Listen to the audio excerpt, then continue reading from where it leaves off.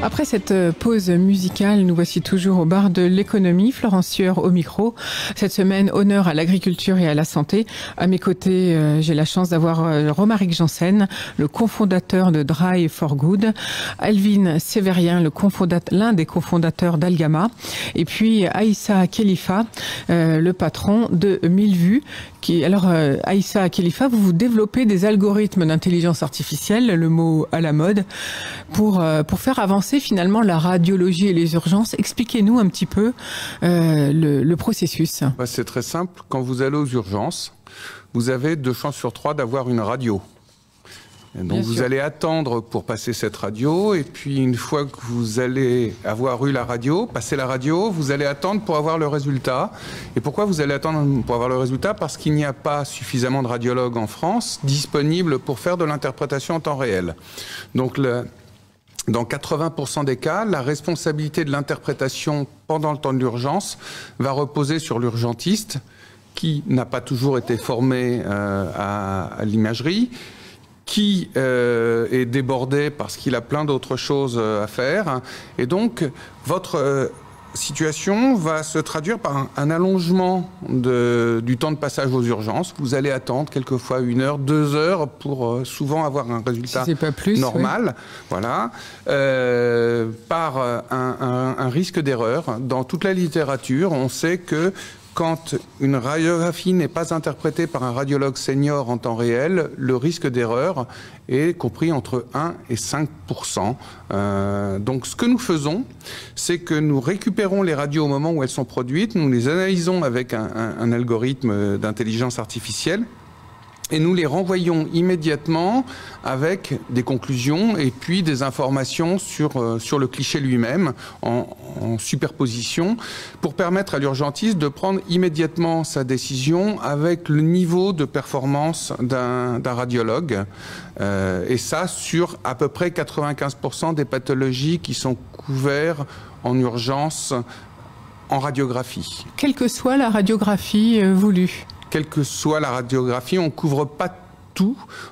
Sur les radiographies, on ne parle pas ni de scanner ni d'IRM. Hein. Sur les radiographies, on va couvrir tout l'ostéo-articulaire, hein, donc les fractures, les luxations, les épanchements, qui sont souvent des signes d'appel de pathologie un peu plus discrète. On va couvrir le thorax, donc bien évidemment les côtes, tout le grille costal, mais la pathologie pulmonaire, donc l'épanchement pleural. Donc ça, vous pouvez le couvrir le aussi. Le pneumothorax. Donc oui, pas ce qui est, j'allais dire, dur dans le corps humain. Il y a aussi les organes mous que vous pouvez étudier. Il y a le mou, donc le thorax. Ce qu'on ne fait pas aujourd'hui en radiographie d'urgence, c'est 3 choses. C'est l'abdomen sans préparation, donc la recherche d'occlusion, mais il s'en fait plus beaucoup, mais il s'en fait encore quelques-unes. C'est le rachis cervical, que nous ne traitons pas pour l'instant parce que nos algorithmes ne nous permettent pas d'avoir le niveau de qualité nécessaire pour le traiter. Et le crâne, mais normalement on ne doit plus faire de radio de crâne, on doit faire, s'il y a besoin d'un examen, on doit faire un scan en première intention maintenant. Voilà. Donc on couvre la plus grosse partie de la pathologie, et on fait gagner du temps. On réduit d'à peu près 75% les erreurs diagnostiques, que ce soit des faux négatifs, donc des patients qui repartent avec un diagnostic de normalité alors qu'ils ont une pathologie, ou que ce soit des faux positifs, c'est-à-dire des patients à qui on va demander des examens complémentaires alors que ce n'est pas nécessaire. Ou alors on leur dit vous avez rien, puis en fait ils ont quelque chose. Ça arrive, aussi. Ça arrive parce qu'il y a beaucoup de choses qui sont difficiles à voir. L'imagerie médicale, c'est un secteur compliqué. On a dans les séries, on a nourri nos algorithmes avec à peu près 800 000 clichés. Donc on a vu dans ces clichés des clichés qui sont très difficiles. Les urgentistes ne se trompent pas sur les choses évidentes. Ils se trompent sur des choses qui sont très difficiles à interpréter, et c'est là qu'on peut apporter une valeur ajoutée en allant regarder de manière systématique sur le cliché, en voyant des choses extrêmement fines à la radio. Alors, tout ça, c'est possible grâce au calcul informatique, à ce que vous appelez les algorithmes d'intelligence artificielle. Vous avez démarré il y a peu de temps, vous êtes une start-up, puisque vous avez démarré en 2018.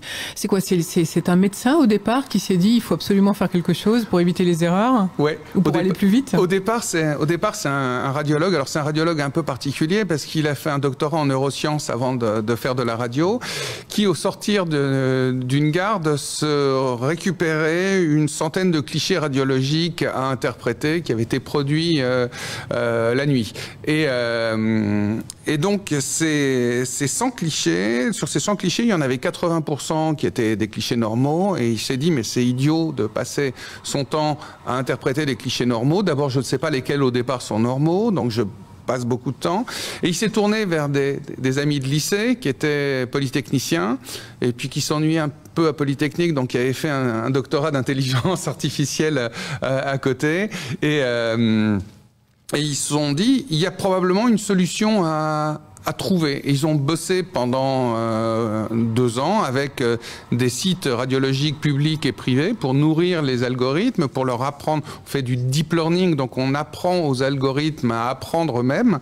Et puis, au bout de 2 ans, en février 2020, le produit était prêt. Il a obtenu le marquage CE, dispositif médical, qui est indispensable pour faire un diagnostic clinique. C'est donc tout un processus administratif, j'allais dire, qui est un peu long. Il y a un processus réglementaire, il y a un processus informatique de développement, d'apprentissage, de qualification, d'annotation des clichés. Et puis une fois qu'on a quelque chose qui commence à tenir la route, il y a une étude clinique. Cette étude clinique nous permet, avec les processus de développement interne d'assurance qualité, d'obtenir le marquage CE.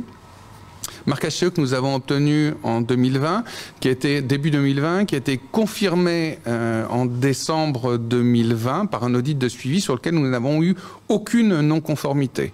Donc là, félicitations. Bah oui, de réussite. On était content. C'était un très beau succès de toute l'équipe. Donc Aïssa Khalifa, je rappelle que vous êtes le CEO de 2000 vues qui propose justement cette aide en radiologie et notamment pour les urgences. Vous l'avez dit. Quel est l'accueil? Parce que maintenant, j'imagine que vous êtes en phase de commercialisation. Donc, quel est l'accueil des hôpitaux et des cliniques, en tout cas en France actuellement? On a des sites qui sont en production depuis le milieu de l'année dernière. Et puis, on s'est pris la vague sanitaire comme tout le monde. C'est difficile d'aller implanter une solution dans un service d'urgence qui est complètement débordé. Ils en auraient besoin, mais ils sont complètement débordés par les patients Covid et ils n'ont pas le temps d'implanter des nouvelles choses. Donc, on l'a fait. On a une quinzaine de sites qui fonctionnent. L'accueil est très bon. Les urgentistes sont vraiment très satisfaits de l'aide à la décision que ça leur apporte et les radiologues sont très satisfaits de la priorisation qu'on leur donne. Les examens qui sont traités sont renvoyés avec des annotations de priorité, donc les examens pathologiques, les examens douteux et les examens normaux. Honnêtement, la valeur, prendre du temps de radiologue pour aller qualifier un examen normal qui a déjà été validé comme normal par l'urgentiste, c'est un peu dommage. Donc on facilite la vie, le traitement est accéléré sur ces examens-là, mais surtout on leur permet de se focaliser sur les examens pathologiques d'une part et sur les examens douteux. Alors comment ça fonctionne, Aïssa Khalifa, si on veut, puisque finalement c'est du logiciel, c'est une solution que vous implantez dans un matériel existant. Comment ça se passe concrètement si quelqu'un, si un cabinet de radiologie, un centre, j'allais dire, souhaite acquérir cette solution et combien ça coûte ? Alors, on va commencer par comment ça s'implante. C'est très facile à implanter. La solution, elle est prioritairement dans le cloud, dans un cloud sécurisé. Et donc, on crée une connexion entre le système d'information de la radio, ce qu'on appelle un PACS, un réseau d'images. On va récupérer les images, on va les envoyer par un canal sécurisé sur notre application, qui est hébergés chez un hébergeur agréé données de santé et on va les renvoyer 1 minute et demie après vers l'établissement. Donc, pour le radiologue ou l'urgentiste, c'est transparent. Il voit nos images annotées dans leur outil de travail. Et donc ça se fait en combien de temps concrètement ? Il faut 1 minute et demie à peu près. Il nous faut 30 secondes pour les algorithmes et on considère qu'avec 30 secondes de temps de transfert, on est bien. Donc en 1 minute et demie, 2 minutes à peu près. Donc c'est ultra rapide, mais j'imagine que vous faites partie des premiers intéressés par la 5G pour gagner du temps. Alors non, parce qu'on utilise des réseaux filaires. On utilise des réseaux filaires ultra sécurisés. Donc, ce qu'on appelle des réseaux privés virtuels, des VPN. Donc cette capacité actuelle des VPN vous suffit ? Largement. On est sur des images radiographiques qui sont pas très très lourdes, nettement moins lourdes qu'un scanner par exemple qui va contenir 500 images. Donc on ne rencontre pas de problème de débit, ce qui fait que ça s'adapte, y compris dans des établissements. Tous les établissements hospitaliers sont dotés d'un accès à Internet suffisant, mais on pourrait y concevoir de se mettre dans d'autres structures avec un débit moins important. Alors j'imagine que tout le monde est motivé à 1000 vues pour faire avancer cette solution qui quand même est révolutionnaire. Comment allez-vous procéder pour le futur ? Est-ce que vous allez faire des levées de fonds ? Est-ce que vous vous faites aider par des business angels ? Comment prévoyez-vous l'avenir, Aïssa Khelifa ? Alors au départ, la société a fait une levée de fonds auprès de business angels. On a été également soutenu par toutes les institutions. Il y a au niveau du démarrage des startups en France un environnement institutionnel qui est assez exceptionnel. Le plus difficile, c'est de passer de ce démarrage à la phase de marché, parce que le marché français est relativement petit, d'où l'intérêt de se tourner immédiatement ou le plus rapidement possible vers au moins le marché européen et probablement d'autres marchés. Mais en France, quand on a une bonne idée, on a tout ce qu'il faut pour être accompagné sur le plan du management, sur le plan financier, il y a des subventions, il y a des locaux. Nous, on est incubé par une structure qui s'appelle Paris Biotech Santé. On a travaillé avec Vilco comme accélérateur également. Et puis vous faites partie des thèmes de France Relance prioritaires, il faut le dire aussi. On fait partie oui, la e-santé fait partie des thèmes prioritaires. Et donc, au départ, on n'a pas de difficulté à démarrer. Ensuite, il y a l'étape suivante qui est une étape de levée de fonds qui se fera pour nous en 2021. On a un produit mûr, on a des clients, on va commencer à avoir du chiffre d'affaires. Donc le moment est venu bientôt de lever des fonds, avec assez rapidement l'optique d'un développement à l'international. Alors pour l'international, on a une particularité. Nous travaillons en intégration, en symbiose avec les fournisseurs de systèmes d'information de radiologie. Donc, eux-mêmes, ce sont pour la plupart, pas tous, mais pour la plupart des acteurs internationaux. Ce qui fait qu'une fois qu'on a fait l'intégration sur un site en France, c'est quelque chose qu'il est extrêmement facile de répliquer ailleurs en France ou bien évidemment à l'international. Oui, parce que comme vous le disiez tout à l'heure, les décisions directes des hôpitaux, c'est long. Finalement, le processus décisionnel est très long. Oui, un hôpital, c'est une structure, enfin un hôpital public en tout cas, c'est une structure qui est régie par le Code des marchés publics avec des temps de décision qui sont complexes. Et puis il faut aligner les acteurs. C'est-à-dire que comme on arrive avec un processus qui est une solution qui est un peu nouvelle, il faut prendre le temps de travailler avec les urgentistes, avec les radiologues, avec les DSI, les directeurs des systèmes d'information, pour bien définir la façon dont on va mettre en place la solution. Et puis les besoins et les attentes surtout. Et donc, du coup, l'intérêt, c'est pour ça, c'est de travailler directement avec les fabricants aussi de matériel pour implémenter votre solution en direct dedans. Ça va plus vite. Alors on pourrait, on est approché par un certain nombre de fabricants pour implanter directement dans les logiciels des fournisseurs nos solutions. Donc c'est une autre option. C'est une option qui peut avoir du sens dans des zones où le débit, par exemple Internet, est faible. C'est une solution qui peut aussi avoir du sens à l'étranger, avec des fabricants de consoles, par exemple. Est-ce que le Ségur de la santé va vous aider dans votre développement ? Alors oui, le Ségur de la santé nous aide doublement. Il nous aide d'abord parce que l'optique qui a été retenue, c'est une optique d'interopérabilité et de structuration, d'urbanisation des systèmes d'information, donc de mise en cohérence de toutes les solutions. Or nous sommes sur un secteur qui est largement standardisé, puisqu'il y a des protocoles qui existent depuis 40 ans maintenant sur l'imagerie. Donc on s'inscrit en plein dans cette logique d'interopérabilité. Ensuite, parce qu'il apporte du financement aux établissements et qui leur permet donc d'envisager l'acquisition de solutions. Après, on n'est pas très cher. C'est une solution qui aujourd'hui n'est pas très coûteuse pour les établissements. Et on va travailler dans les mois qui viennent sur des études médico-économiques. Aujourd'hui, tout le monde pressent qu'il y a un bénéfice médico-économique. Personne ne l'a jamais calculé. Donc, on a trouvé un partenaire, et avec ce partenaire qui est une grande institution hospitalo-universitaire, on va travailler, on a défini une étude clinique sur 18 mois pour essayer de quantifier véritablement quel est le bénéfice que des solutions comme la nôtre apportent à l'établissement. Donc à partir de là, on sera encore plus à l'aise, mais aujourd'hui, ce n'est pas les aspects financiers qui rebutent les décideurs.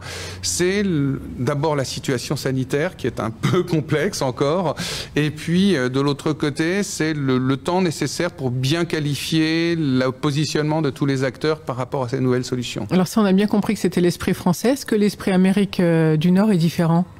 Alors on travaille en ce moment on prépare notre arrivée sur le marché nord-américain.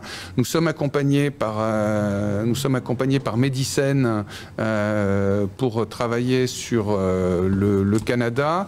Et puis un de nos partenaires majeurs en France et en Europe est aussi un acteur très important aux États-Unis.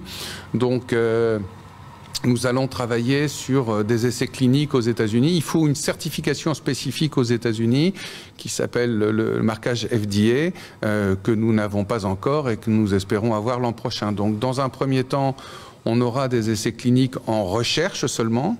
Et puis, dans un deuxième temps, on aura la possibilité de commercialiser. Alors, les Américains, oui, ont une approche complètement différente. Ils regardent immédiatement le bénéfice. Il y a beaucoup plus de radiologues aux États-Unis qu'on en trouve en Europe. Donc, le besoin n'est pas strictement le même. Si vous êtes sur les côtes des États-Unis, il n'y a aucun souci pour avoir une interprétation radiologique en urgence. Si vous êtes dans le centre des États-Unis, c'est plus compliqué, et il y a pas mal de publications américaines qui démontrent justement qu'il y a des taux d'erreur au niveau des urgences liés à l'absence d'interprétation radiologique en temps réel. Mieux soigner sur les côtes aux États-Unis que dans le centre des États-Unis, ça voulait dire? Alors pas partout, vous avez des très grands établissements dans le centre, mais oui, vous avez des zones où vous pouvez être très très éloigné d'un établissement de renom. Merci Aïssa Khalifa pour toutes ces informations sur cette start-up qui s'appelle 1000 vues et qui propose donc de l'aide aux radiologues pour l'interprétation donc des pathologies avec cet algorithme d'intelligence artificielle. Alors pour conclure cet entretien, finalement vos besoins du rapide, quels sont-ils ?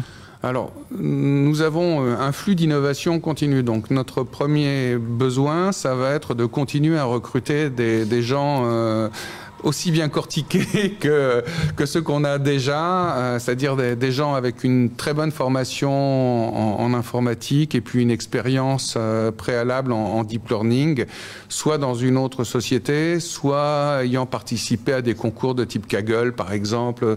Il y a plein de concours, donc il y a des gens qui démontrent un savoir-faire sans avoir jamais travaillé, mais après avoir réalisé des applications. Et donc trouver les bonnes personnes pour la bonne profil, place. Voilà, qu'on recherche. Ils peuvent être jeunes, ils peuvent être moins jeunes. Hein, on n'a pas de On recherche aussi. Vous êtes l'exemple frappant. Il n'y a pas de limite d'âge. Voilà, moi j'ai 62 ans, donc et je travaille avec une équipe qui a en moyenne moins de la moitié de mon âge. Et donc vous aussi, ça se passe bien parce que vous faites donc exactement comme Alvin Sévérien qui mélange tous les âges. Vous aussi? Ah oui, ça se passe très bien. Je suis tombé dans c'est l'équipe qui est venue me chercher. Parce que qu'est-ce que vous faisiez auparavant? Auparavant, j'étais le directeur commercial d'un grand éditeur de logiciels médicaux.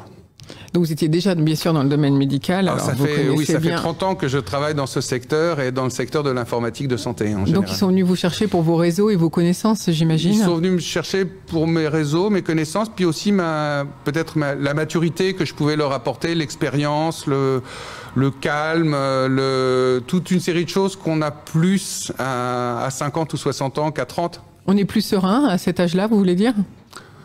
On relativise un certain nombre de choses. On a à 50 ans, quelqu'un qui dit qu'il n'a jamais connu d'échec est un gros menteur, alors que à 25 ans, on peut ne pas en avoir connu encore. Donc on sait qu'on peut se remettre de l'échec. On sait aussi il faut de la résilience pour réussir un projet. Moi, j'ai été frappé par la pertinence, la maturité des deux intervenants précédents, Alvin et Romaric. Aujourd'hui dans cette émission, vous voulez dire? Aujourd'hui dans cette émission, oui, ils ont une maturité, mais... Et ils ont 30 ans. Mais ils ont 30 ans, mais ça fait 10 ans... ou 34 ans au pire. Ça fait 10 ans que Alvin, il est investi dans son projet, donc les échecs, les difficultés, il a dû en croiser beaucoup. Il les a surmontés. Voilà, c'est ça. C'est-à-dire qu'il n'a pas écouté tous ceux qui lui disaient mais non, t'es fou. En fait, c'est ça un petit peu, je suppose. Ah non, absolument. Faut pas les écouter. De toute façon, faut croire en ce qu'on a envie, l'objectif qu'on s'est fixé. Bah oui, autrement on ne fait rien. Même une idée qui peut sembler très étrange pour beaucoup de monde, parfois. Mais finalement, c'est un peu comme une passion. Finalement, c'est comme de la passion. C'est parce que vous croyez, voilà. Oui. S'il n'y a pas de passion, je pense qu'on ne peut pas passer par l'entrepreneuriat parce que c'est beaucoup trop dur. Par des échecs, on en a eu un paquet, des difficultés, on en a eu d'incroyables. Et plusieurs fois dans l'histoire d'Algama, j'ai croisé des gens que je connaissais bien qui me disaient mais vous êtes en vie, vous? Et non, faut se battre. Ouais. Aujourd'hui, on est dans une très très belle période. J'en suis super heureux, mais on se sentirait pas aussi fort si on n'avait pas traversé quelques tempêtes. J'imagine que quand tu as dû présenter un projet à base d'une algue la première fois, au moins la moitié des gens t'ont regardé avec des yeux un peu bizarres en se disant c'est quoi ce truc? Oui, ça semblait étrange, oui. On est tombé dans un monde de science-fiction, c'était pas du tout ça, la qualité gustative qu'on voulait. Ça doit être un peu ça le sentiment. Mais du coup pour vous, Aïssa Khalifa chez Mille Vues, qu'est-ce que ça vous a apporté de travailler avec une équipe super jeune? Est-ce que ça vous tonifie? Ah oui, bien sûr. Du coup, vous êtes obligé de booster un max? Ce sont intellectuellement des éponges. Vous leur dites un truc, vous leur donnez une piste, 2 jours après ils reviennent, ils ont tout lu, ils ont tout intégré, ils arrivent, ils ont une faculté d'adaptation, ils sont à la fois très bien formés, donc ils ont appris à apprendre, ils ont aussi appris leur logiciel à apprendre, et puis ensuite ils ont cette chance de la jeunesse qui est la plasticité intellectuelle, donc ils vont à toute vitesse. Ça, c'est un grand plaisir. Alors de temps en temps, ils vont un peu trop vite, donc il faut leur dire stop, mais c'est un bonheur. En plus, ils sont très gentils. J'ai croisé dans ma vie, je m'excuse, mais j'ai croisé quelques start-upers qui étaient insupportables, imbus d'eux-mêmes, qui nous expliquaient que le vieux monde allait disparaître, que dans 18 mois, notre modèle n'existerait plus, etc. À l'époque, j'étais à la tête d'une activité qui faisait 68 millions d'euros de chiffre d'affaires. Je leur disais, OK, les gars, on en reparlera dans 18 mois. Là, ils sont pas du tout comme ça. Ils sont vraiment gentils, ouverts, impatients, curieux de discuter, d'être challengé, c'est un vrai bonheur. Alors, on n'a pas dit les montants d'investissement qu'il faut penser quand on est établissement de santé pour avoir votre solution à Issa Khalifa. Qu'est-ce qu'il faut prévoir comme budget ? Est-ce qu'on peut donner une moyenne ? Oui, ça se compte enfin, une fourchette plutôt en toute petite dizaine de milliers d'euros par an. On va dire entre 20 000 et 50 000 euros par an pour un établissement selon sa taille. Selon sa taille. Et après, donc, il y a, un entretien, un suivi. Ah oui, c'est par an. Hein, c'est par an. C'est au nombre. Enfin, c'est calculé au nombre d'examens. Donc, une ABAC simple, c'est un peu moins d'1 € par examen. Voilà, comme ça, on a donné une bonne fourchette pour tous ceux que ça intéresse. Et bien d'ailleurs, si ça vous intéresse, parce que malheureusement, on arrive au terme de cette émission, vous pourrez nous réécouter dès cet après-midi sur YouTube et sur notre plateforme barre-de-l'économie, bien sûr, .fr, ou alors tout simplement sur Facebook. En tout cas, merci beaucoup à tous les trois d'avoir été avec moi ce matin. Je vous souhaite de bien réussir vos prochaines levées de fonds, puisqu'il y a beaucoup encore de développement à prévoir et d'installation d'usines, j'allais dire, et c'est comme ça qu'on va réussir à réindustrialiser la France. Merci à vous trois. Très bonne fin de week-end à tous. Je vous embrasse. Ciao, ciao.